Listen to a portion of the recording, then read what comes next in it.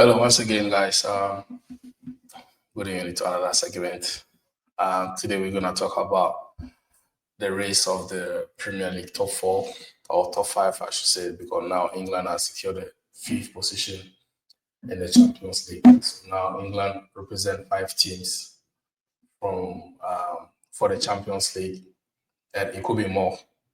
Supposedly, if Man United or Spurs win the Europa League, that means they automatically get into the Champions League, and that will be making like six teams from England in the Champions League. Yeah, so let's get into it. I have the table here. Okay, so as it stands, Forest they won this evening 2-1 against Spurs, and they leapfrog Newcastle to go back to third position. So they are on 60 points. Newcastle on fourth on 59 points. Man City on fifth, 58 points, and Chelsea on sixth, 57 points. Same as Aston Villa, which is on 57 points. Tonight, Aston Villa and Man City, they play each other. So whoever that wins has got a massive chance to secure that top four or five position. Supposedly, if Man City wins, then that means they are running away from Villa. But if Villa should win, that means it's wide open. Anyone can still get a top four or top five. Let me use top five for now. So, looking at the fixtures, the remaining fixtures, Chelsea are the likely team that I feel they might miss out because they play Forest the last game of the season.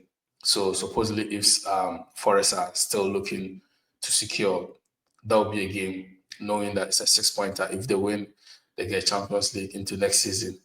And Chelsea play Liverpool as well in the coming weeks, knowing that if they lose that game against Liverpool, their other counterparts, if they win their games, that means they are dropping from that position.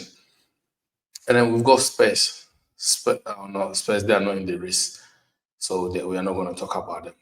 But let's see Man City fixtures that they'll be having later on. Hold on one sec.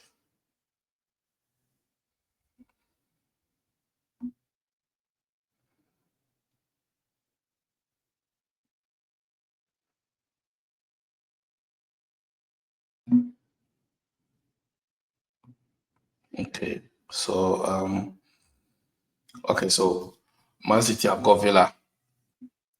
That's tonight. If they win that game, they are going through. They are giving Villa some points, big points at the back. And then they play Wolves as well. They've got Southampton, they've got Bournemouth, and the last game of the season they've got Fulham. So on paper, I think Man City are likely. They are the team likely to get a fifth spot or fourth spot.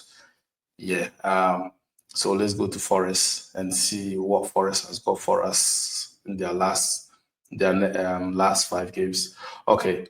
So Forest have got Brentford to play at home, and they've got Crystal Palace away, and then they've got Leicester at home, West Ham away, and then their last game is against Chelsea.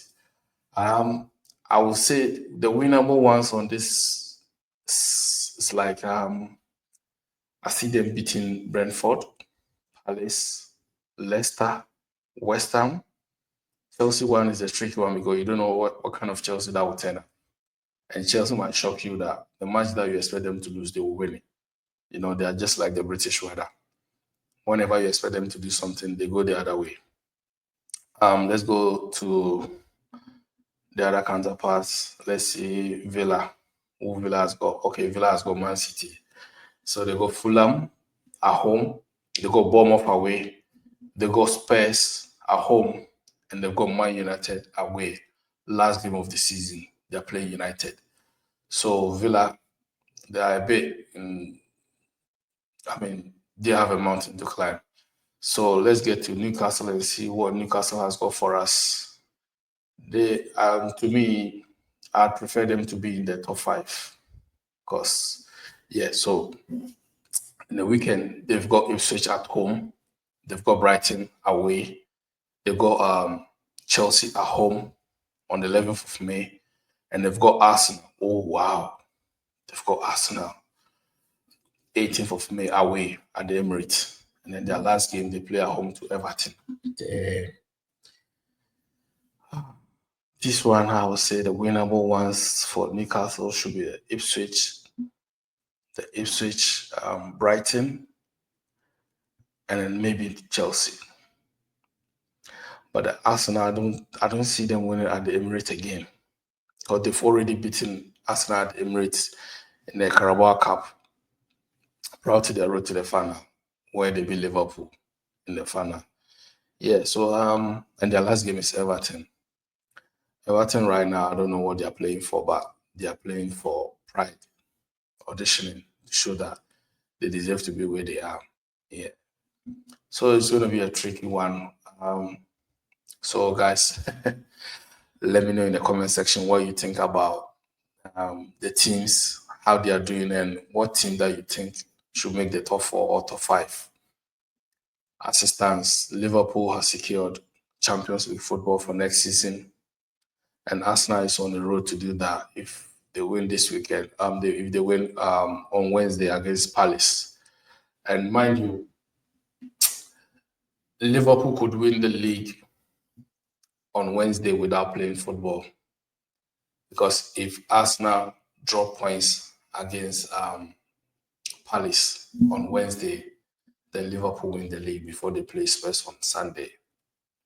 But if Arsenal win, then Liverpool needs to do the job on Sunday against Spurs at home at Anfield, which Spurs, the kind of season they are having is shocking.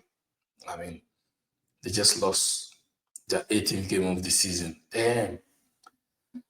That's a relegation form. That's a relegation form. I'm not going to lie.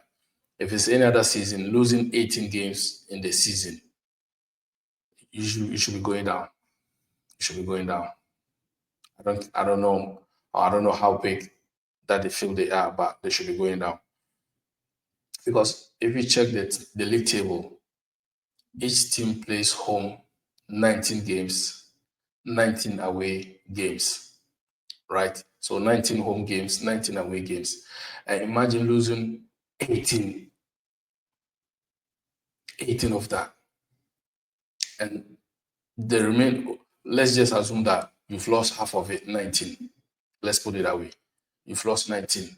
So the remaining 19, I'm not sure you want all of them. Some of them are drawn. I don't think Ange is going to save himself. I don't think so. And I've been seeing some Spurs fans saying that if they should win the Europa League, Ange should stay. For me personally, I don't like seeing managers lose their job, but I don't think it should stay. It's not good enough for Spurs. It's not good enough for the Premier League. Because that was the same mistake Man United made when Ten Hag won the FA Cup. He should have been sacked based on league form, but because he won a trophy, they kept him in his job, gave him more money, sign more players, knowing well that you're going to sack him. See, and now Ruben Amorim is suffering from it. He's the one paying the dues for that. And I think if Spurs should do that, they are in the same shoes of making the same mistakes that United made. Just because Ange is going to win Europa League, so you're going to keep him in post. And then go into the season, let's say first 10 games, maybe he's lost 5. 1, 3, draw 2. You're still going to sack him. And at the time, he probably might have spent more money on players and you're still going to pay him off. And another manager will come in, will not have time to assess his players, go into the season where the season is already in transition. You get what I mean? So I prefer giving managers chances to start the season, get their team, get into preseason, know their players, their style of play, the pattern they want to play, their system they want to play, let the players adapt to it before the season starts. You get what I mean?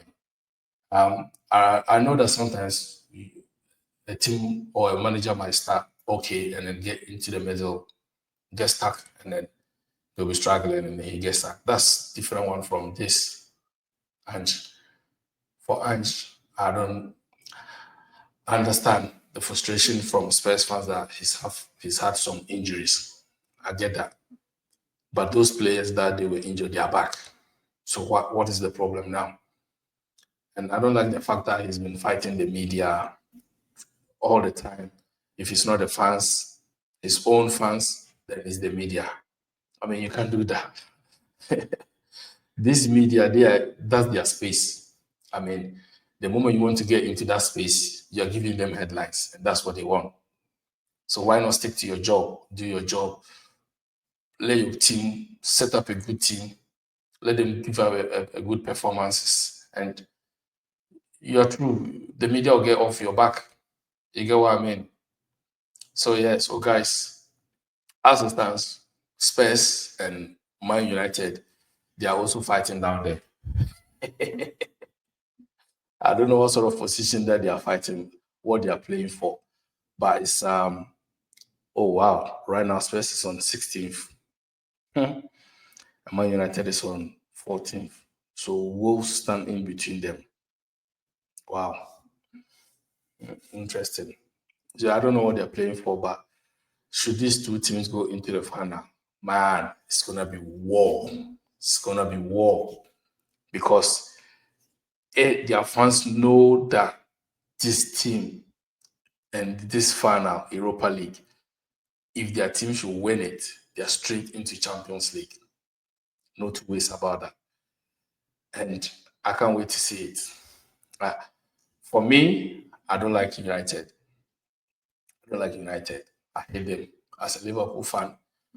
But I would love to see United and Spurs in final, all English final, and it's sort of relegation scrap that are fighting for Europa League, just try to get into Champions League. And I would love to see those teams, I mean, in the final. For Conference League, I know Chelsea will definitely be in final. And maybe Super Cup, should Arsenal win it and an English team win the Europa League, then we have a English super final, Super Cup final. I think the last time it happened was when Liverpool won the Champions League and Chelsea won the Europa League. Yeah. So I'm hoping to see that. So guys, let me know in the comment section what team you think is capable of making the top 5. Let me know in the comment section. We out.